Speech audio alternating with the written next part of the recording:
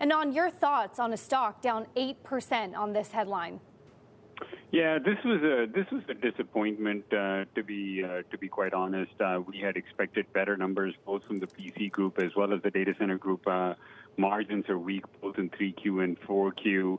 I mean, the PCs being as strong as they are, we had expected much more upside, and it did come through, but the magnitude of the upside isn't there. And then on the data center group, pretty substantial weakness in average selling prices, potentially an indication of how competitive AMD is now in the space. And then next quarter, we had expected some sort of digestion period from the cloud companies for sure, but the magnitude of the weakness in the data center group in the next quarter is also a little higher than we had expected.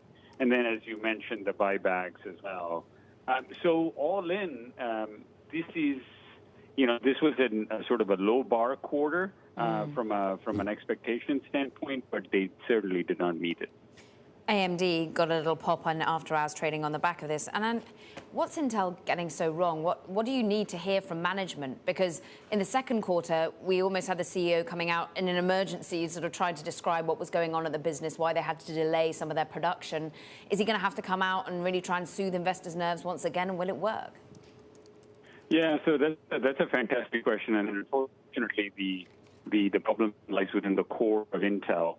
They have this vast library of intellectual property across various different kinds of chips for the data center, but they haven't been able to put it together by any stretch. And then while they're trying to accumulate all of this library, the core has gotten weaker and weaker and weaker. I specifically mean CPUs for the PC, CPUs for servers, where AMD has gotten competitively stronger. So the analogy is to a broad-based ice cream shop, and the chocolate, vanilla, and strawberry, the core mainstays of your ice cream shop, if you may, are starting to smell a little funny, and they haven't been able to fix the problem relative to AMD or NVIDIA, whose ice cream shops, by every stretch, are much, much smaller, fewer specialty flavors, but they're executing really well in what they are focused on. So disappointing. I don't know if it's engineering talent. I don't know if it's manufacturing issues. Don't know if it is basically, it's certainly not sales and marketing. So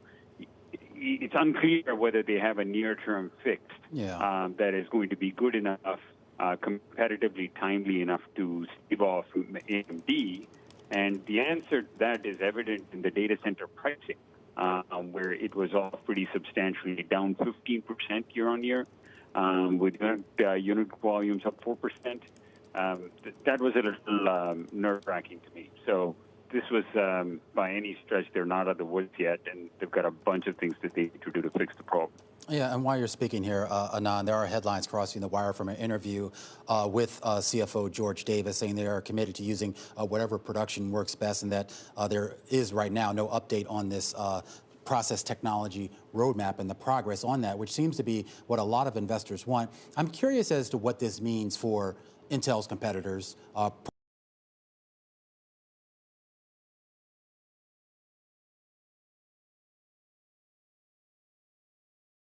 Competitive landscape is widening by every stretch, right? So if you look at CPUs and servers versus CPUs 10 years ago, there's a lot more choices. You have CPUs, you have what NVIDIA introduced just as DPUs, you have general purpose GPUs, you have general purpose FPGAs that can be combined.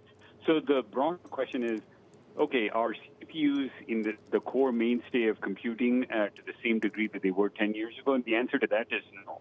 But even in the core part, you have a more competitive AMD, which certainly doesn't have all the bells and whistles of Intel, but their price performance is much better than Intel. You get a much better product for a slightly lower price, and people are wondering why I can't use this for at least some of my workloads. So you have a multi-pronged attack. Some of the flavors are being taken away by the likes of NVIDIA, and some of the core mainstay is being attacked by better performance, lower priced CPUs from AMD.